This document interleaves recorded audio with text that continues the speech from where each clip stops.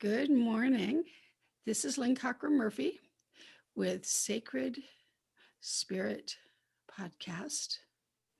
And I'm here today to bring you Maggie Clark.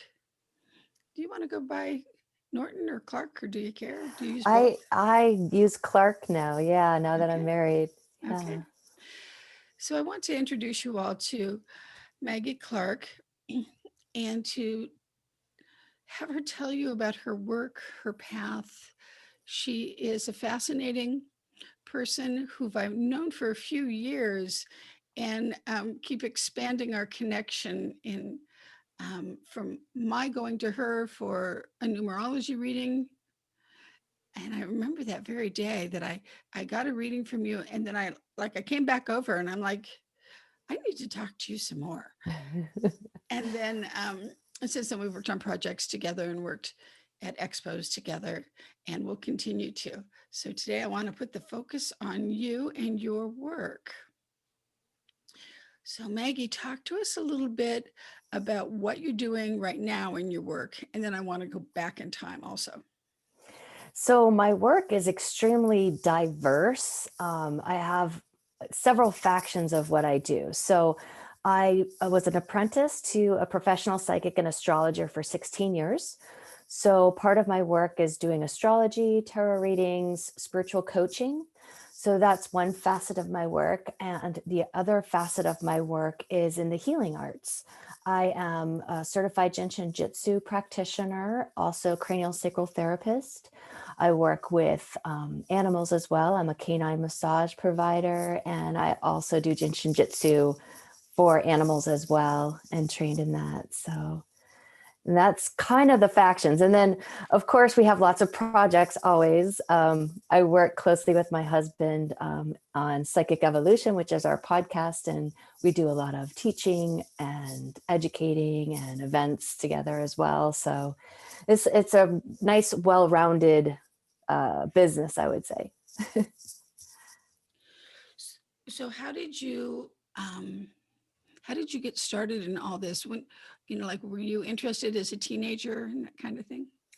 Actually, no, I didn't really wake up until I was about 19 years old, and I was hanging out with some friends and they brought out a deck of tarot cards, and I'm like, what is this? This is amazing. Like I've got to know this. I've got to have this in my life. And the next day I bought my first deck, and it turned out my neighbor was, a professional psychic and astrologer, and we just really connected well. So I started just really taking some of his classes. And then eventually we became close friends, and I just became what I call his apprentice. So I was able to really get hands-on mentorship, which is I feel like that's a lost art of teaching and educating these days, because you take a class and then you're out in the world doing things, but to sit at someone's feet almost and just watch them work and watch the relationships that they form when they're reading cards or reading an astrology chart. It was just so fascinating. So I got to sit in on hundreds of readings, that just as an observer, as an apprentice, just to watch the unfoldment of how you weave the story together. It was just a beautiful relationship and just a beautiful way of learning, because it took time and I was very dedicated in that time. So it was at least about 10 years or more before I even decided to come out and do it professionally for myself. And part of that was knowing that I had the self-confidence and the worth, because I always compared myself, even though I knew we shouldn't compare and contrast and with others. I had this amazing, like almost like a guru, but he wasn't a guru at all. He'd be like, you're fine, you have it all within. But this amazing person that I just thought was so good, I wasn't ready to step into that level of commitment, responsibility, and just the self-worth was a big learning curve for me. What to know that my message was just as important as his message or your message or anyone else's. That I had what it took to help people. And he would always say, if you know just a little bit something more or a little bit something different than someone else, then you can help someone, you could teach, you can read for people. And it took a while for me to gain that level of courage. So I would do lots of free readings, like every day I was doing free readings for years and just building up my um, Rolodex of information around the cards. And when they showed up, I did readings for myself every day as well. It's part of my training. So that's how I kind of all got started. And in the process of that, my mentor had also been really sick. He had been 14 years before I met him, he had been diagnosed with cancer, given 6 weeks to live. It was a rare form of blood cancer, riddled through his whole body. And he just, I mean, he lived another 32 years after the diagnosis, but he attributed a lot of the cancer going into remission through alternative healing.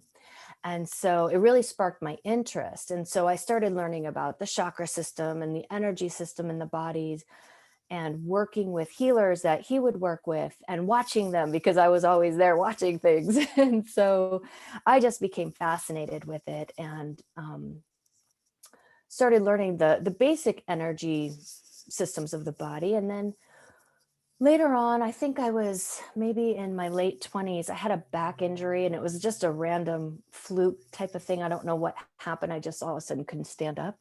Mm. And it was weird. Like my lower back, something got tweaked in it. And I was like, oh. And so I decided to call one of my friends, Jennifer, who is a Jin Shin Jitsu practitioner. And she was studying Jin Shin Jitsu at the time and offered me a session. And so she came to give me a session. And within an hour of being on the table, I could feel energy move through my body. Things were shifting. And when I was able to stand up, I could stand up straight. And I was like, whoa, like, what was that? Wow. And so years later, after my mentor had passed and I was trying to figure out, what does my life look like now? Because that was such a big portion of my younger years. I decided I would study Jin Shin Jitsu because of the potency. I had watched miracles with it. I had seen, and I had been practicing it anyway on my friends and, with my mentor, because he always needed a little bit of boost. And so it was just one of those natural flows that I had all the pieces in order, but I decided that's really the next phase of my life, was to move into that direction of being able to put my hands on the body and heal. And so I took my first class, like I'm always stubborn, as a stubborn young girl, maybe young woman or whatever.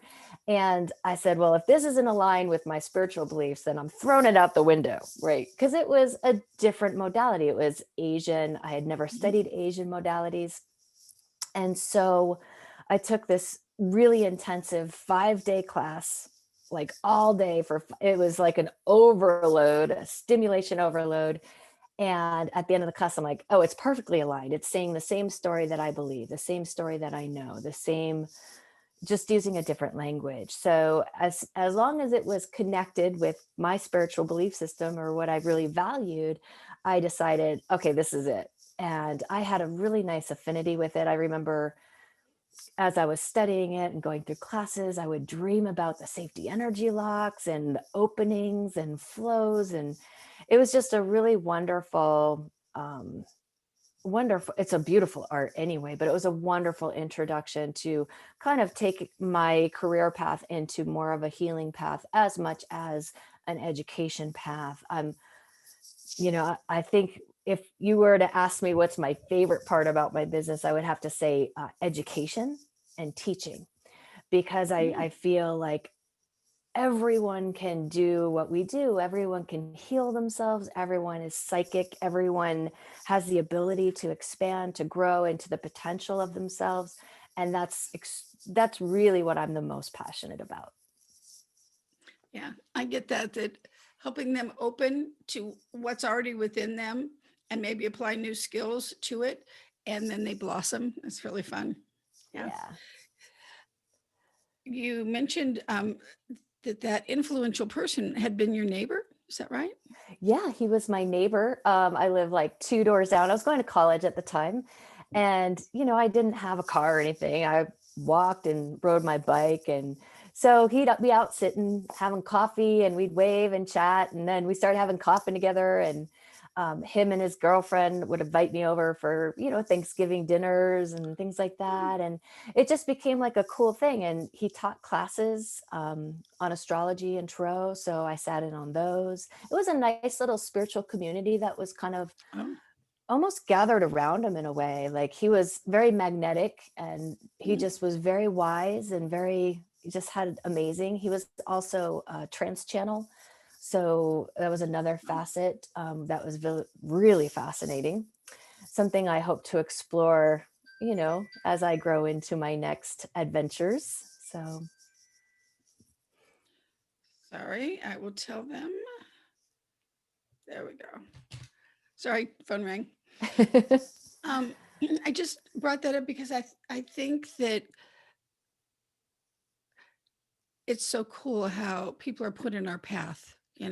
He was a neighbor, so the connection was bound to happen, and that we see everybody sees some of that in their lives, and I just think it's a wonderful thing that we don't have to make it happen. It's already orchestrated as part of your individual grand plan.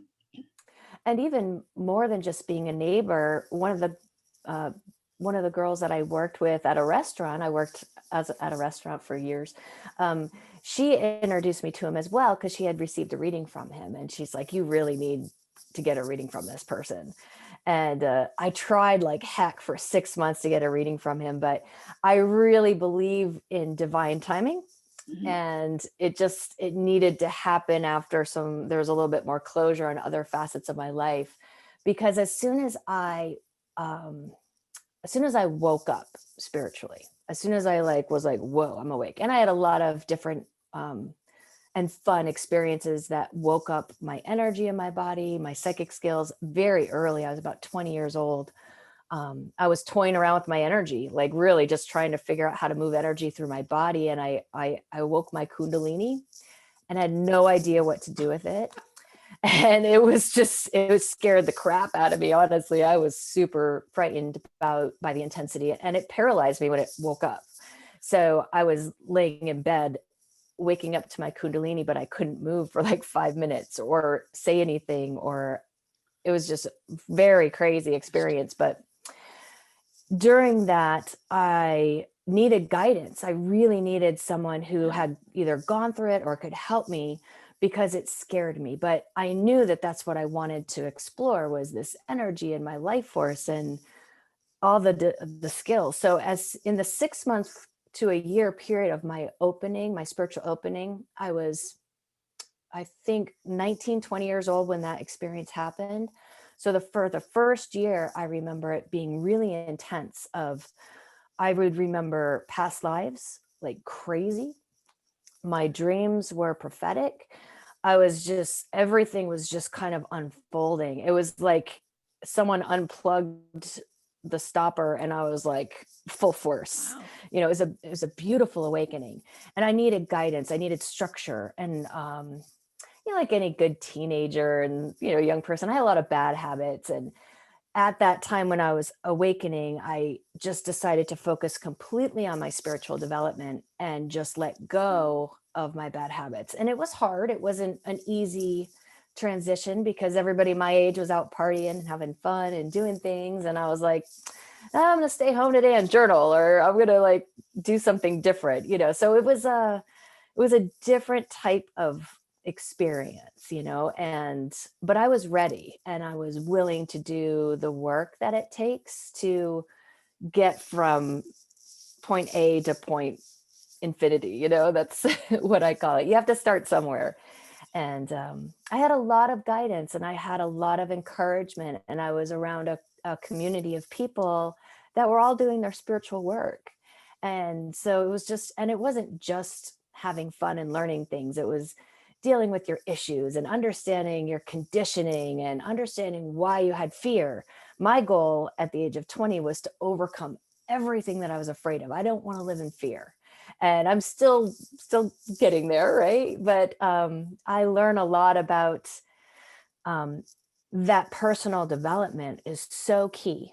Not only can you develop psychically and you can develop your energy and your healing abilities, but developing on a very personal level to know yourself. was the most valuable thing that I was guided into.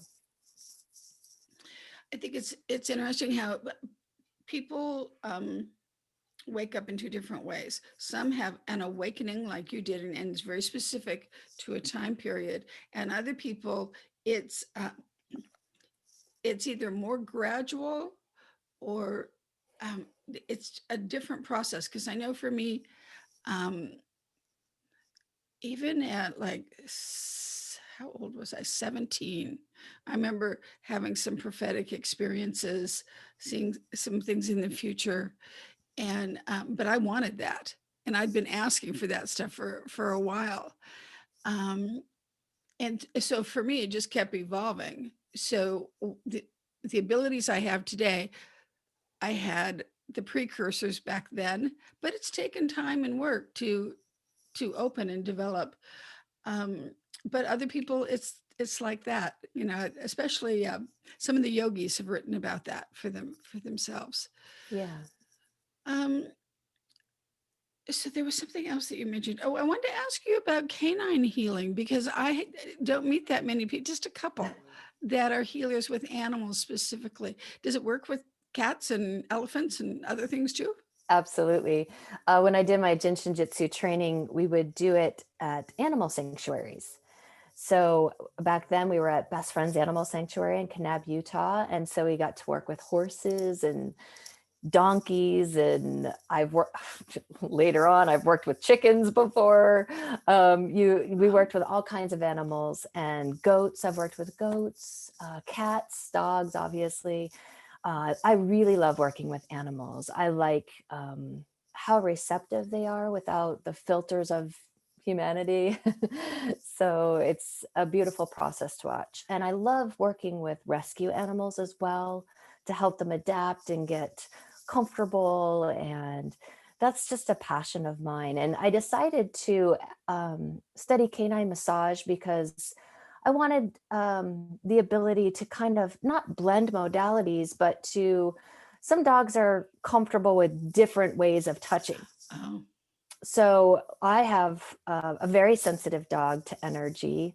And if I start doing Jinshin Jitsu on this dog, and he's a rescue and he's got some issues, but he just tells me no. He'll just look at me, walk away. He'll stare at me like mm. he the other day I said, well, can we just try one safety energy lock? And I put my hand on it, and he literally took his little mouth and he grabbed my finger really delicately and just put it to the side. And he's like, no, you cannot. And so Right. I decided to study canine massage because some dogs are more used to that type of contact.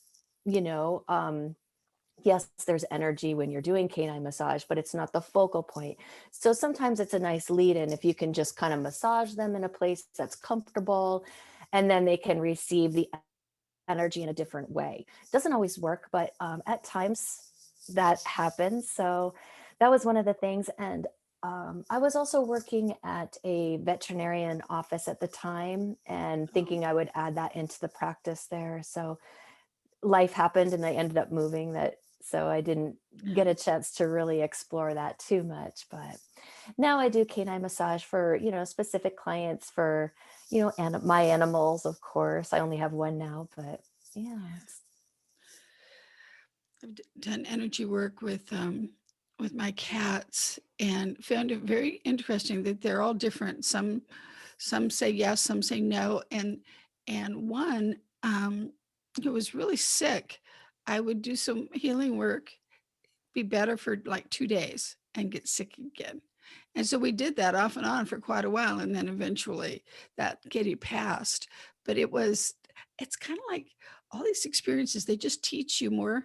You grow and learn because of it. It's so cool. Yeah. Yeah. One of my favorite experiences, not that it was a good experience, my dog was passing. Oh, Um, but some of the techniques that I learn in Jinshin Jitsu is to help them cross over. huh. And it was just like one of those amazing experiences where I was like holding these safety energy lock 4 on my dog. And it just helps with the transition between the physical and the non-physical Yes. worlds. And I literally, as he was passing, and of course I'm bawling and crying and there's grief happening, but yet I just wanted to be super present, for my beautiful dog. I could just feel his life force leave his body. In my mind, I saw like this lotus blossom open up and all of this Wow. sparkly energy just raise. And it was so beautiful. I mean, it was just such a beautiful, I was so happy I had learned that and that I could be present, because how do you be present when a dog's dying in your arms? You're like, oh. So, but I was able to be present, through my grief and my tears and my own human expression. I was able to be energetically present for that experience, just to be a witness to. So it was beautiful. God, it sounds like it. Seeing that energy move reminds us that we are just energy, that we take this physical form, but Yeah, we don't disappear when the physical form is done. Yeah. absolutely. We just leave the body behind and have a Yeah. different existence. Yeah. Hmm. Hmm. Tell me about, gosh, there's so many cool things to ask you about. I met you through your numerology work. Do you still do that? Absolutely. I do most of my numerology work is I do it in tandem with either tarot or astrology. Sometimes I'll just do a basic numerology reading. I like to just teach people how to figure it out themselves so they can go forward and figure out their personal year and numbers and things like that and make it work for their lifestyle. Some of the more intense numerology work, I actually refer out to a friend of mine who is way better than I am. We have to, I feel sometimes we have to pick and choose.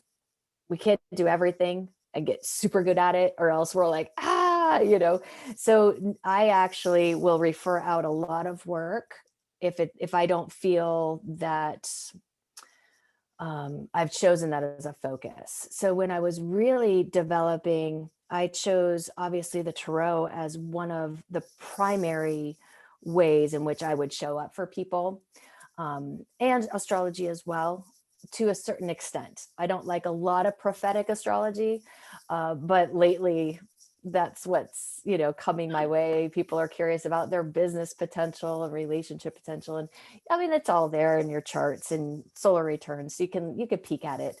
I'm just more into spiritual development and growing as a person. Like that's more of my focus. And so, yeah, so a lot of the numerology I will refer out if they want more in-depth um, information. So, Okay. So I wanted to ask about your husband because he's a unique person, and um, you have a lot of your work in common. And so I wondered, was did you have a sense that someone like this was coming into your life and to wait, or how was that? well, after I was in this process of deciding, okay, I was looking at my life going, all right, you work, you go home, have a glass of wine, play with your dogs, go to bed.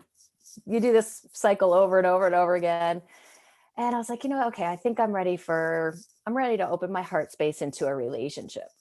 And so at the time um, that I was opening up and thinking about dating and trying to figure out how to date in this world, oh my goodness, right? I don't want to go to a bar. I don't, can't really meet people in the library. You're not supposed to talk. I mean, what do you do? So um, I went on dating sites because I didn't know. I said, I just got to open the door. I got to start somewhere. I had a few dates that were disastrous. Not horrible or anything, but it's just like uh, it's hard to explain energy to someone who isn't in this field. And I would find that I had to explain so much about just a little bit about what I know to actually have anything in Wow. common.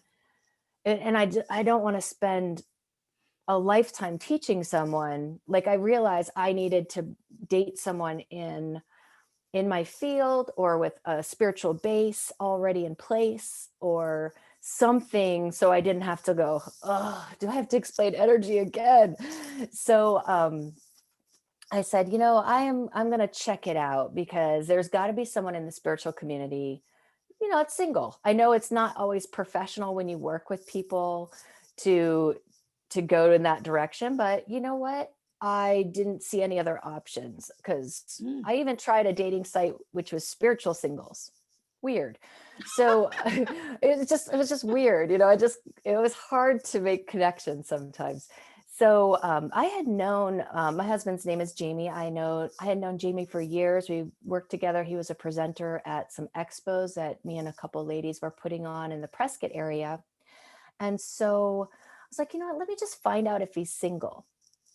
So I am not shy to take initiative when I want, so I just basically had my friend ask him because she was taking him to the TV studio for an interview that day around the expo we were doing. And so she had kind of known him and on a more personal friendship type of level. So she could ask him those questions. And she's like, yeah, he's single. He's single. I'll give you his number. I said, no, no, no, no, no. First ask him if I can have his number on a personal, basis, not a business thing. So I made sure I got permission first, to get his contact information. And then I just called him up and I left him a message and I said, I know I'm going to see you soon for an expo that you're going to be at, but if you are, I heard you were single and I'd love to go on a date with you if you're interested. And so he called me back the next day and he said, yeah, I'd be happy to, I'll see you in a couple of days or later on today or whatever it was. And so we are interesting together because we come from such different backgrounds. So he's a psychic medium and was born with the gift, and he trained with his mom, who was also a psychic medium. So he had, he grew up with this type of spiritual energy. And so his base was very much in place, his what he valued, what he knew, his experiences. He had been trained in quantum healing and Reiki, so I didn't need to explain anything. I was like, oh, thank goodness. And I had come from, astrology and tarot, so we came from different experiences in different places, but we connected so well and shared information with each other so fluidly. And so it was such a nice union because we both had enough life experience to know what we wanted in relationships. We had enough life experience with our own gifts and our own talents. So we complemented each other very well. And so, yeah, after the first date, it was kind of over at that point. We just kept dating and, eventually, he proposed and then I proposed because I need it both ways. So it's I think it's really beautiful. neat that you had the willingness to take the initiative to Mhm. set that up. Yeah, that shows that you're courageous. Well, I think that sometimes we wait for things, but I'm a firm believer that in divine timing, but do what you need to do for you, and then the universe will provide For all the sure. extra co-creation of Mhm, reality that happens. But mhm. I'm not shy. I'm like, if I want something, it doesn't hurt to ask. I mean, the worst thing you're going to hear is, I'm not interested. Okay. It takes confidence, but I'm not worried about being rejected. It's like, whatever. And you get Excellent. older and you don't care. You're like, you know what you want, and you don't know if it's going to work, or even if you'll get along with this person and have that connection until you give it a shot. So, Yeah, yeah. yeah. Well, and I think what you said about the divine timing, it puts things in motion, and we just have to be willing to take a step or to open the door, to make the call, or yeah, Hmm. whatever our part is. Yeah. And I will say, if I hadn't been on even the dating sites, I wouldn't have asked him.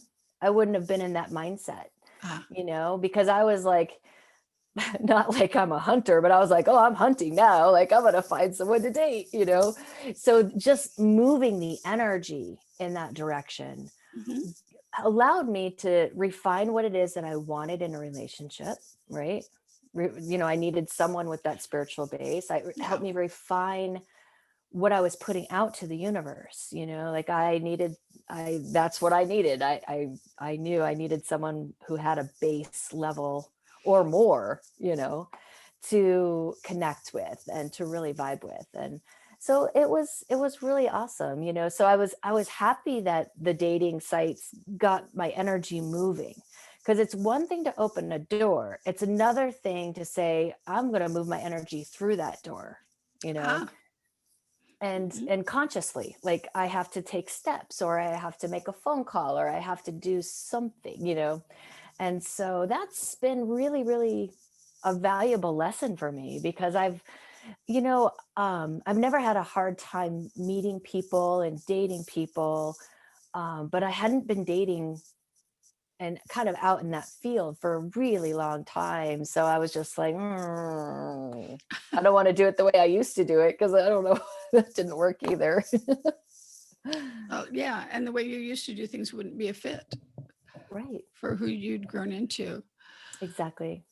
So what are I want to hear some recommendations about being aware of energy, working with energy, because I think that that would be beneficial for others to hear. The way you talked about moving it in your body, being aware of it in your body, but you've talked about energy a lot, and I don't know that everybody's aware of it like you are. So I thought maybe if you talked about it and made some recommendations, that would be valuable. Okay. So we have to remember that everything is energy. Um, it's just in our physical world, we call a table a solid mass, but it's still a vibrating energy, just at a lower frequency. And so when spiritual energy and all the energy of the cosmos that's around us, when it comes into a point of manifestation, of becoming into this third dimensional reality, it becomes manifested. So a table is a table and a body is a body, right? So we take this energy and we create something physical. Once we are in a physical reality, we lose touch that it's still energy. Okay. We're still Mhm. energy vibrating. Every single cell is vibrating. In every cell, there's 99.99% nothingness, just this space of energy. And so we forget that, because we live in a reality that we focus on the physical things. We focus on needing to work for money to pay for a physical thing. And our attention and our focus needs to go there. It needs to be there for us to function in this world. And that's what human incarnation is all about. But remembering that it's all energy. So in our bodies, we have a life force energy, a vital life force energy that connects us to our soul, our everlasting, eternal type of being. And through that connection to that vital life force energy and feeling it in your body, you're able to open up to that everlasting soul. Now, there's two ways of doing that that I know of. You can move energy up through your system from the root chakra up to the crown, or you could move it from the crown down. So if you were to be a guru on a mountaintop, you'd be meditating and you'd be pulling that energy down through the system and allowing that spiritual energy just to flow through your body. And then you would make those connections. Now, we live in a busy life, so a lot of us want to be very present with other things that are in our lives, our families and our friends and our jobs and relationships. We don't have those opportunities to go meditate for 20 years on a mountaintop, or we're not choosing to. And so the other option for us to wake up to our energy is to use the energy that's already present in your body. And so it starts from the root up. The root chakra is the only chakra in the physical body that is contained within the physical body. And that is where the soul connects you into this lifetime. Okay, that's where the soul makes the connection. And so when you can learn how to open up to that vital life force energy, feel it through these different energy centers in the body, which we call chakras, and then learn how to move the energy, learn how to work with the energy, and to know that everything is energy. And all types of energetic healing modalities work with the abundant universal energy in the cosmos. There's unlimited energy available to everyone for healing, for happiness, for joy, for whatever it is that you want to cultivate. You just have to learn how to open to it. But if your mindset doesn't know that you're an energy system that can open to it, how do you learn how to open to it? So a lot of it is educating people that they're more than just a body. They're more than just a physical existence with one incarnation. They're an eternal being having this beautiful moment in this incarnation where they're still connected to their soul. They're connected to the cosmic energy, and learning how to feel that in the body, learning how to work with it for whatever life it is you choose to manifest. So I was introduced to, before I studied Jujutsu and cranial sacral therapy, I was introduced to this chakra system and learning how to send energy without even putting your hands on a body. So I learned remote healing and quantum healing way before I learned all the hands-on things. And that's what I used for years. And the more you practice working with your own energy for your own healing, and then helping others to heal by sending energy, learning how to share that energy, then it's a lot of practice to get comfortable with feeling that energy. My biggest advice for anyone who wants to learn more about their energy is to first and foremost learn about your own energy, because when you know what your energy feels like, then you'll know what someone else's energy feels like, what cosmic energy feels like, what the energy of a plant feels like. But it's through knowing yourself that you can differentiate all the other energies that are around you. And most of us want to, well, I want to know what energy I'm feeling from someone else. Like, no, you really want to know what you feel like. And then you'll be able to automatically and intuitively just know how their energy feels on their own. Everybody has their own vibe. Like, people will walk into a room and know, oh, I really like the way this person feels. Like, you're just fun to be around, and you have this energy connection. And that's how you create friendships, and that's relationships in your life, is you're feeling into an energy field. And so it's very natural. Most people do this all the time. They just don't call it energy. They just say, I liked that Right, person, right. but it's an energy that they're vibrating with, that they're, learning how to feel their way through or connect with on some level.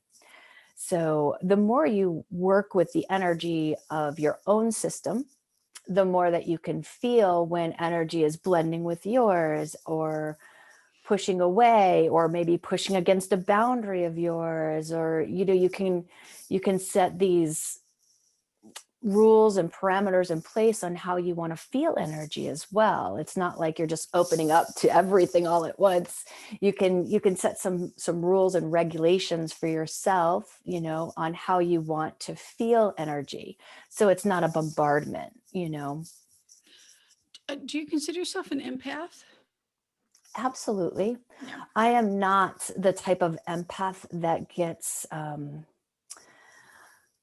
I would say burdened by emotional distress in any way. When I feel like I'm taking on someone's energy, and this is why it's important to know your own energy. So most of the time, if I can't shake off energy, right? If I'm feeling something and I can't let it go, it's because there's something inside of me. There is a similarity, whether There it's you from go. my past or my present or my future. There's a similar energy that I'm dealing with. That's why it's so important to know your own energy. And so when I feel things empathically, most of the time at this point in my life, I usually know right away if it's mine or someone else's. It's very automatic, because I've spent, 26 years getting to know myself consciously. And I know a little bit, I'm waiting for the rest. But just that little bit has given me the ability to know, okay, no, this is someone's energy, but it's affecting me because this is exactly how I was in my past when I was dealing with this, or this is still a wound I'm holding from my childhood. And so it's that awareness of getting to know yourself where you can feel things.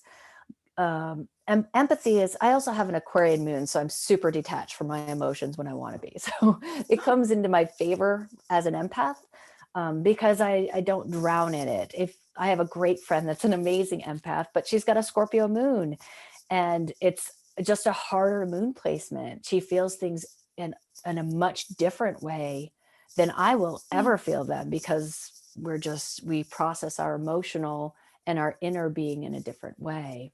So getting to know yourself, whether it's through astrology or through empathy, or doesn't matter, but it is knowing an empath's job is to differentiate, is this mine or someone else's? And if it's someone else's, how do I let it go? How do I not hold that energy? Well, if your energy is clean and you're comfortable with that flow of energy through your body, you can let it go. You can just let it go. One of the reasons I chose Jinshin Jitsu to study was, if you didn't know how to let that go, if you weren't in touch with your energy or know yourself enough, there's still things that you can do to help yourself to let things go. You could hold the inside of your knee on safety energy lock 1 just to help let go. So that's something you wouldn't even have to know about any energy in your body, just to put a hand on your knee, and it would still have an effect on the energetic system in your body. So I love learning about the energy systems of the body so that we can access them on any level of consciousness where we meet them. If we choose to, I feel like everybody could be empowered to heal themselves. Sometimes they just need a technique or instruction. Now, I can't say do what I do, because that was 26 years in the making, right? So I can't say that to people. It's easy. No, it's not easy for some people. If you're just opening to this concept of moving energy, that's not an easy thing sometimes. So one of the reasons Jinshin Jitsu is valuable is because there's a self-help component that can help people connect and have something that they can work with so that they can get to know themselves. On my certificate of Jinshin Jitsu, it says, the art of getting to know, help myself. That's it. I mean, that's what Jinshin Jitsu is. And, but there's also technique that you can use to move energy and open up energy that's stuck or needs to flow in different ways, or return to a natural flow pattern. I want to ask you about this time period that we're in, with COVID still being a factor, and how being empathic, how has, or just aware, how has that impacted you? So I feel like there's been a lot of fear around COVID that's been created through the media and through just people's fear of getting sick, the idea of it, a pandemic. Um, I feel that is what I've been addressing through this is, will I buy into the fear? Will I show up in a place of love? And so this has always been my thing. Like, I've wanted to always overcome my fears, right? So where fear exists, you just apply love to it and it will help dissipate the fear. And so through COVID, I've decided I wasn't going to watch a lot of the news. I actually call friends that watch the news, say, hey, do I have to wear a mask today? I mean, like, what's happening? I mean, do I need to know about numbers? I would ask questions to people that I trusted that watched the news if I wanted information, but I didn't want to just be bombarded with, oh my God, this is so scary. This is so scary. This is so scary, because, well, it is scary, but it's scarier if you have compromised immune system. It's scarier if you're older. It's scarier if you have family that's experiencing this or dying from it, perhaps. I mean, it's just so much fear. So my goal this year, and probably will never stop, was to try to find ways to share love with the world, to share love with my own reality, what I choose to listen to, what I choose to vibe with. Um, I don't always agree with everything that I hear about it or the way it's been presented to the world. I'm a little bit of a conspiracy maybe energy there, but I do feel like there's some of that there as well. And so I just have decided, you know what, I am going to really just focus on my life, my co-creation, and the beauty that I can find during these times. And that's what I've been focused on. I During the year of COVID, I had to cancel my wedding and then I had to get married after. So there's been a lot of really positive things that I've been able to focus on about love, right? So it's been easier. Well, maybe not easier for me, but I feel I've had a really easy time with dealing with it because I've decided will be my mindset going into it. And it's been a little bit difficult not being able to see family the way I've been able to see family in the past. And, some of my family's very scared and they're still in quarantine, and I love them and I just bless them. And we have to allow people to have their own experience, their own journey in everything, because COVID's real. I'm not going to ever say it's not real. Yeah, it's a virus and it can do a lot of damage. I just want to, for myself, I'm just going to focus on being happy and not really. I guess the idea is I'm not focused on it. It's just not a part of my focus. Do I have to work with the constraints, and will I honor them? Absolutely. I'm a team player. I like to follow the rules. One of the reasons I didn't work any expos this last year is because I didn't want to do tarot readings in a mask. And I wasn't going to take off the mask. And like I'm good with being a team player, but I didn't want to, you know, there's certain things that I've decided to do or not to do because of it. It does affect everybody. But I think that we don't give ourselves enough credit that we're responsible for the reality we're creating. And I think this is where I like to tell people, yes, this is an experience and you're impacted by it because we live in this world, but you're still going to be responsible for how you feel. If you're afraid, or if you're content, if you're nervous and anxious, or if you're going to be okay. Like, this is your learning curve to improve all the things that help you be confident that you can create a very loving environment. Yeah, I like the emphasis on the things that we can control. Mhm. I think you mentioned, well, one is not watching the news. And for many people, that's a really good idea. As an empath, I know I watch for a few minutes. I watch like the part that I want to know about, and then I go and do something else. And my husband loves the news, so then he can tune me into anything I need to know beyond that. That's good enough. Yeah, And then you talked about applying love. And I think that that's the key to relationships, to healing a body. Bring in love, whatever modality you use, bring in love, and then all that creative, powerful energy that exists in the universe comes to you, works absolutely. with you. So whatever it is, if you're just trying to get through another college class, or if you're trying to deal with a mother-in-law, just bring in love. I love that. Thank you. Hmm. Well, it's the most powerful force, that it just flows through us if we allow it to. And we just have to open up our hearts and our systems to that frequency. And then we can live with more of that frequency. Yeah. Well, you said something earlier that reminded me of the movie Cocoon, and how I've always used that as a reference point of what we are. That in the movie Cocoon, they slipped out of their bodies in the swimming pool. And then they Yeah, were these little golden beings that floated around and did things. I use that as a reference point, that's how I see us, as whatever color we might be, or colors, but we're this just little energy field of consciousness that is, and the body is just something that you step in and out of.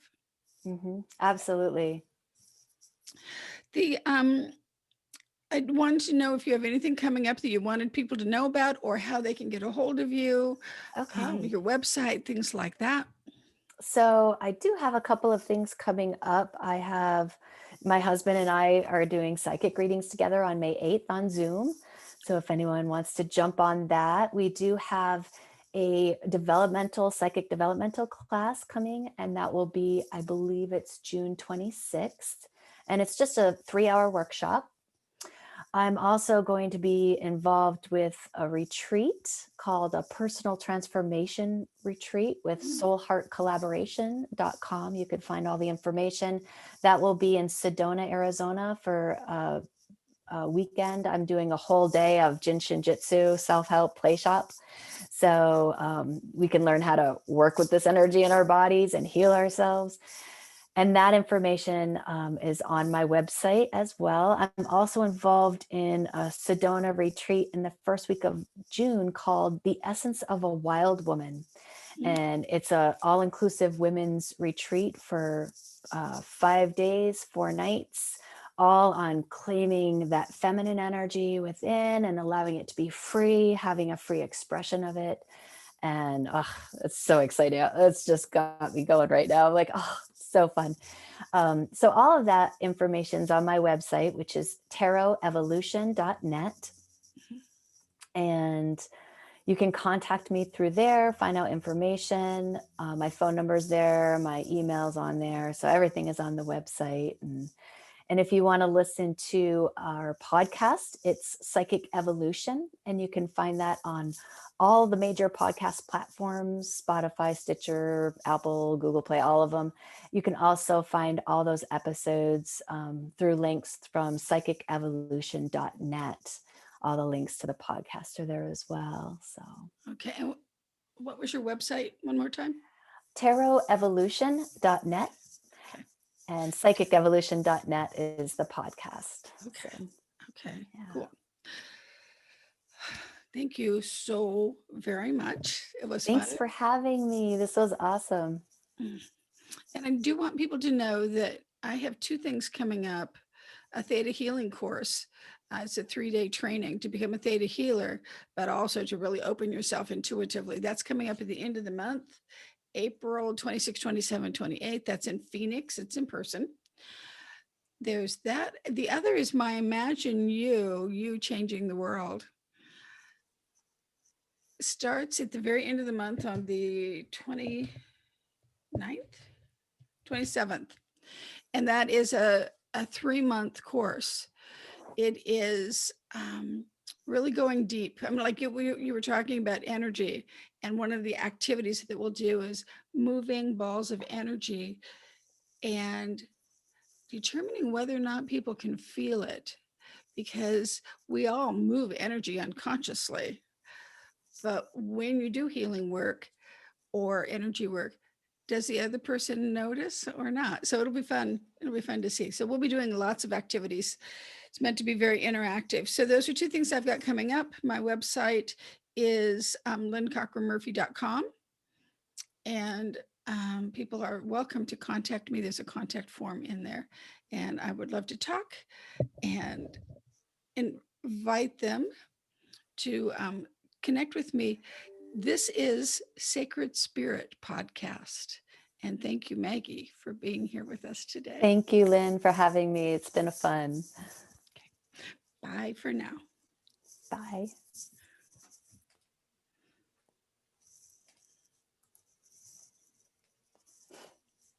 Okay, it's done recording. Awesome. I don't like to end it where I just cut it off. Then like Yeah. you're out, because when I've done been in other people's podcasts, when it ends like that, it's too abrupt for me. So yeah, thanks. And lots of good information.